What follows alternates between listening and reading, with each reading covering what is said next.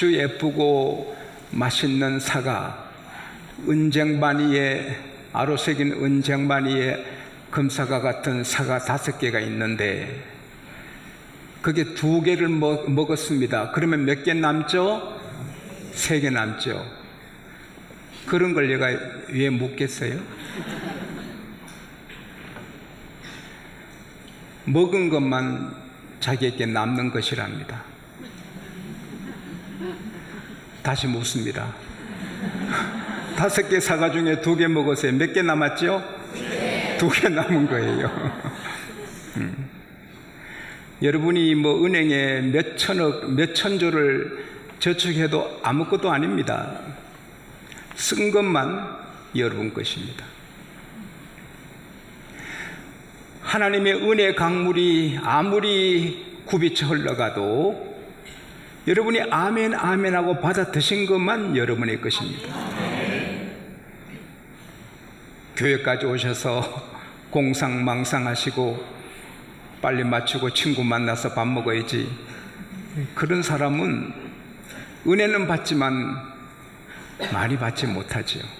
오늘 하나님이 예배하신 은혜를 저도 여러분도 다 남김없이 받아서 수지 맞고 감사하고 감격찬 시간 될 수 있기를 바랍니다.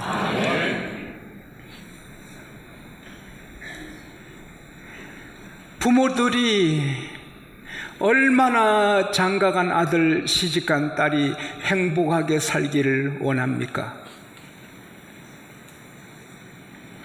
저도 제가 주례하는 가정들이 행복하게 복되게 살기를 날마다 기도합니다. 왜? 주례자의 책임이 있잖아요. 그러나 그보다, 부모보다 주례자보다 본인들보다 더 우리 가정의 행복을 원하는 분이 계세요. 하나님이세요. 사랑 때문에. Because of love. 사랑 때문에. 사랑 때문에. 예수 사랑하심은 거룩하신 말일세. 이게 거룩한 말이란 말이 성경에서 증거해 준단 말입니다. Jesus loves me. This I know. For the Bible tells me so. 성경이 말해주는 거예요. 우리들은 약하나 예수 권세 많도다.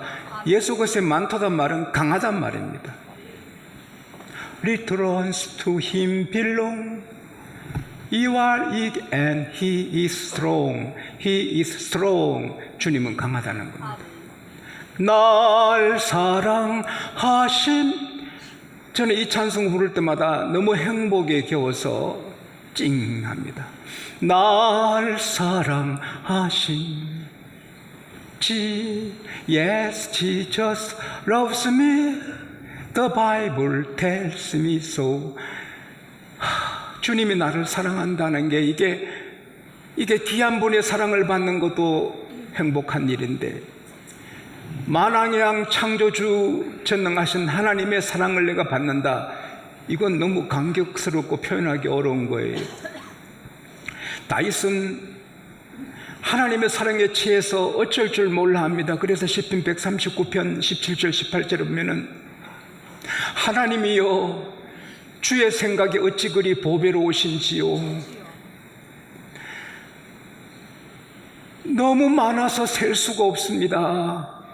새벽교회도 모래보다 더 많으니 내가 자다가 깨워도 주님이 나와 함께 계시나이다. 다윗이 하나님의 사랑에 접근하니 분분초초 하나님이 자기를 위해서 생각하시고 계획하시고 사랑하시니 하나님의 생각, 나를 향한 생각 어찌 그리 많은지요. 그 수가 너무 많아서 모래보다 많아서 셀 수가 없습니다. 내가 자다 깨도 주님이 같이 계시네요. 아기가 자다 깨면 엄마가 하듯이 하나님이 내게 계시네요. 이게 모래란 것은 한 줌의 모래가 6,000개입니다. 한 줌의 모래가 6,000개인데 그게 의심스러우면 오늘 오후에 좀 해봐요. 근데 이 다윗이 말한 것은 한 줌의 모래가 아니고 바다의 모래를 말한 것입니다. 하나님의 사랑이 어찌 그리 보배로운지요. 그 수가 너무 많습니다. 그 수가 너무 많아서 내가 헤아리려도 바다 모래보다 많습니다. 이 감격하는 겁니다. 그런데 하나님은 우리 개인만 그렇게 사랑하시는 게 아니라 우리 가정을 사랑하십니다. 여러분과 제 가정을 하나님은 너무너무 사랑하십니다. 왜? 가정은 하나님의 것입니다. 그래서 가정이 행복하려면 내가 바라는 가정이 아니고, 선배님이 바라는 가정이 아니고, 장인 장모가 바라는 가정이 아니고, 시아버지 시어머니가 바라는 가정이 아니에요. 다 충돌해요. 시아버지 시어머니가 바라는 가정하고 장모 장인의 바라는 가정은 충돌해요. 새가 내 집에 와서 지저귀고 노래하기를 원한다면 원하는 것으로만 안 돼요. 내 집에 나무를 심어야 돼요. 내 집에 나무를 심어야 새들이 와서 노래합니다. 우리가 가정이 행복하기를 바라면 언에서 되는 거 아니에요. 누가 가정 행복을 원치 않아요? 그러나 안 되는 것은 나무를 심지 않아서 그래요. 그 나무는 하나님이 허락하신 나무, 하나님의 말씀대로 순종하는 나무를 심어야 하는 거예요. 미국에 한 분이 자동차 타고 가다 자동차 엔진이 멈춰서 콘덴 열어놓고 계속해서 고치는데 안 됩니다. 노신사가 차를 세우더니 네, 좀 도와줄까요? May I help you? No, thank you. 필요 없어요. 나 1급 정비사요. 계속해서 안 돼요. 네, 좀 도와줄까요? 필요 없다니까요. 해서 계속 치라해도 안 돼요. 네, 좀 도와줄까요? 도와줘 보세요. 이 노인이 좀만 치니까 부릉 하고 엔진이 돌아가는 거예요. 어르신 누구세요? 아, 나 이 차 만든 헬포드요. 자기가 1급 기사고 특급 기사라도 만든 사람을 어떻게 당합니까? 가정의 전문가가 누가 있어요? 전국의 가정세면 하신 분이 이혼하더라고요. 그 전국의 가정세면 한다고 비서 드리고 전국을 도니 그 남편이 애로워서 보면 비사고 좋아가지고 살더라고요.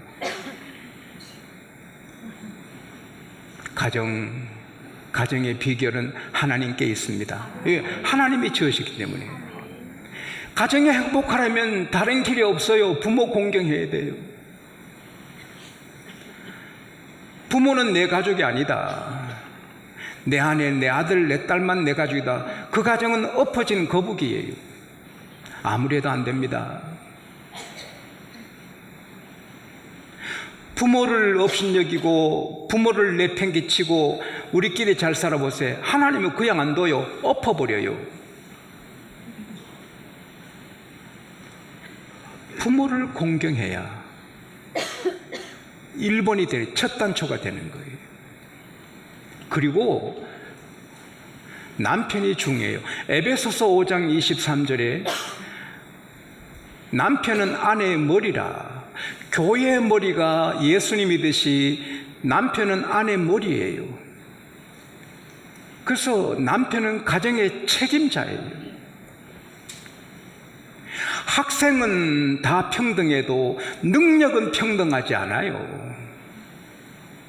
학생의 인권은 평등하고 학생은 다 평등하지만 학생의 능력은 평등하지 않아요. 그래서 천재들은 영재학교에서 가르쳐야 되고 머리가 좀 둔하면 둔한 클래스에서 가르쳐야 나라가 되지, 천재하고 바보를 한 클래스 넣으면 나라 망합니다.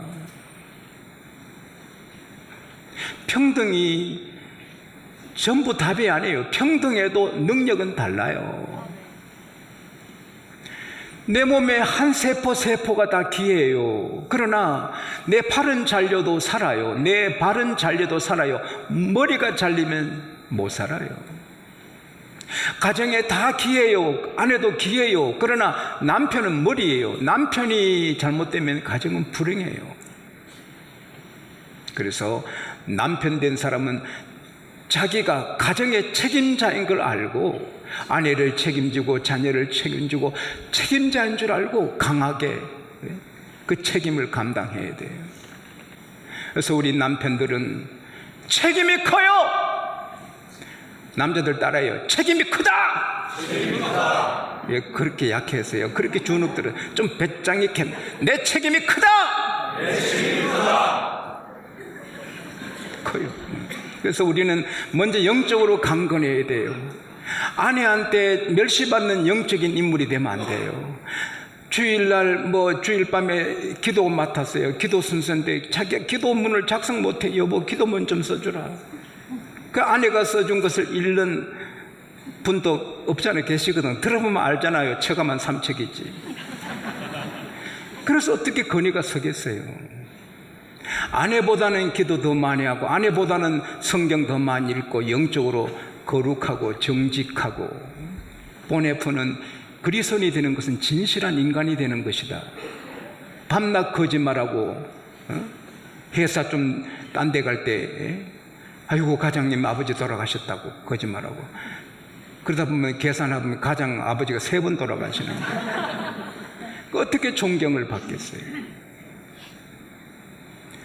영적으로 기도하는 남편, 말씀 읽는 남편, 전도하는 남편, 가정예배 주장하는 남편, 매일 가정에 못 드리더라도 일주일에 몇 번이라도 드리고 가정을 휘어잡고 비가 오는 수요일 밤에도 우리 예배 가자.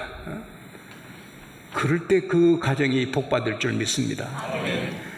다 노력해야지만 남편들은 아내를 위해서 가족을 위해서도 노력해서 승자가 되고 패자가 되지 마시고 성공자가 되고 실패자가 되지 마시고 실패해도 다시 일어나기를 바랍니다. 자기 분야에서는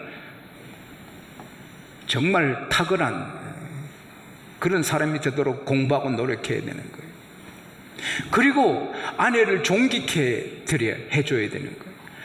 오늘 보면 에베소 5장 27절에 보면 예수님은 교회를 영광스럽게 세우신다 했습니다. 교회 머리이신 예수님은 교회를 영광스럽게 세우신다.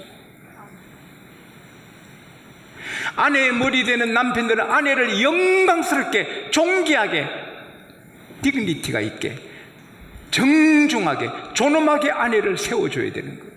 그게 하나님이 바라시는 남편상이에요. 제 군에 있을 때 박대희 중대장께서 가르치기를 야! 너 앞으로 장가갈 때 잘 들어. 초장에 딱 안 잡으면 평생 종지산다.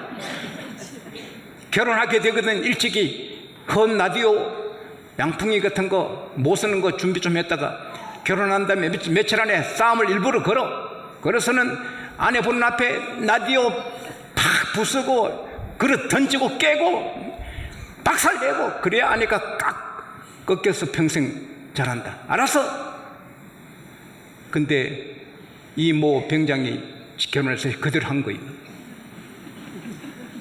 결혼하면서 탁 해서 라디오 던지고 양풍이 던지고 막 던지니까 아내가 맞불 작전하는 거예요.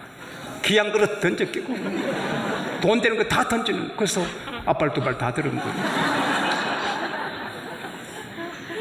아내를 납작하게 만들어서 그건 성경이 가르치는 게 아니에요. 예수님이 교회를 영광스럽게 하듯이 남편은 아내를 영광스럽게 존귀하게 명예롭게 해줘야 아내가 행복한 거예요. 제가 전에 3등석 타고 이제 미국 집회 가는데 지용수님 불러요. 그래서 갔더니 항공에서 내가 비행기 많이 탔다고 2등석 자리 하나 남았으니까 타래요. 내 아내도 있는데 그래서 자식 하나뿐. 그래서 2등석 제가 타게 됐는데 그날 싸웠어요. 왜냐? 여보 이등석에 당신 앉아요. 아내가 당신 내리자마자 말씀 전해야 되는데 당신이 앉아야 되는데, 아니 나는 남자잖아, 당신이 이등석에. 아니라고, 무슨 그런 말씀 하시냐고, 당신이 이등석. 그래서 싸움을 한 거예요. 결국 타박이를 반반 앉기로. 그래서 5시간 내가 앉고 5시간 아내가 앉기로. 박수도 안 쳐주고. 이런 싸움은 아름다운 싸움이잖아요. 남녀가 평등하고 남편 아내가 평등해도 능력은 아니에요. 남편이 강하고 아내는 약해요. 그래서 연약한 그릇이기 때문에 연약한 아내를 상처를 주지 않아야 돼요. 골로새서 3장 19절에 남편들은 아내를 사랑하고 괴롭히지 말아라. 아내 마음을 괴롭히지 말고, 아내 몸을 괴롭히지 말고, 아내를 괴롭히지 않아야 되는 거예요. 그게 남편의 책임이에요. 아내가 내 몸인데, 마태복음 19장 6절에 이제는 둘이 아니라 하나니, 하나님이 짝지어 주신 것을 사람이 나누지 못한다. 하나가 됐는데, 내 아내 사랑하는 게 나를 사랑하는 건데, 아내를 귀하게 하는 게 자기를 귀하게 하는 거예요. 그걸 부끄럽게 생각하면 안 돼요.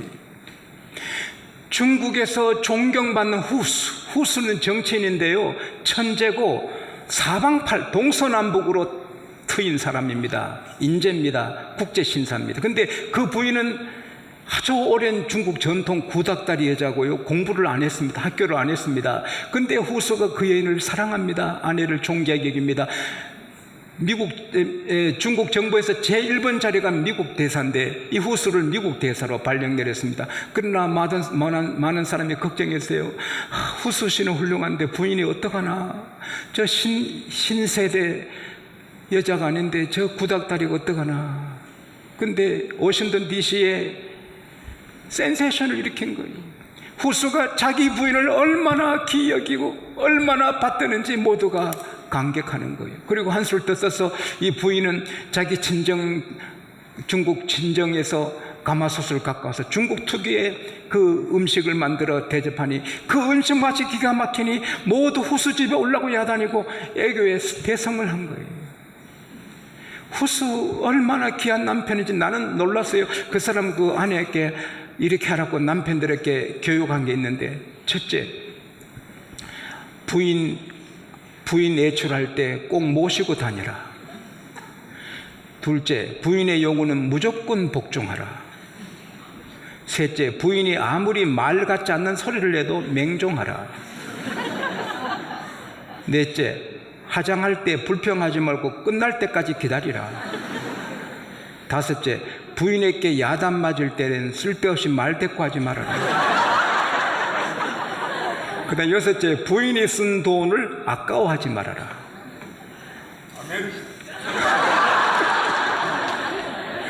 저도 훌륭한 남편들 갖고 무척 애쓰지만 후수어를 못 당하게 했어요. 아무리 말 같지 않는 말을 퍼부어도 대꾸하지 말라는 거예요. 멋진 남자예요. 그러나 여러분, 우리가 아무리 영적으로 파워있고 육신이 강건하고 일에 성공하고 아내를 그렇게 받들어도 아내의 니들을 다 채워줄 수 없어요. 아내의 그 마음에 satisfy, 만족을 줄 수 없어요. 왜? 아침 다르고 저녁 다른데. 아무리 애쓰고 힘써도 아내에게 참 만족을 줄 수 없어요. 하나님만이 만족을 줘요. 그래서 하나님, 내 아내 건강하게 하시고 존귀하게 하시고 행복하게 하시고 괴로운 이롭게 하시고 빛나는 하나님의 공주로 살게 해주십시오. 기도하고 축복하는 거예요.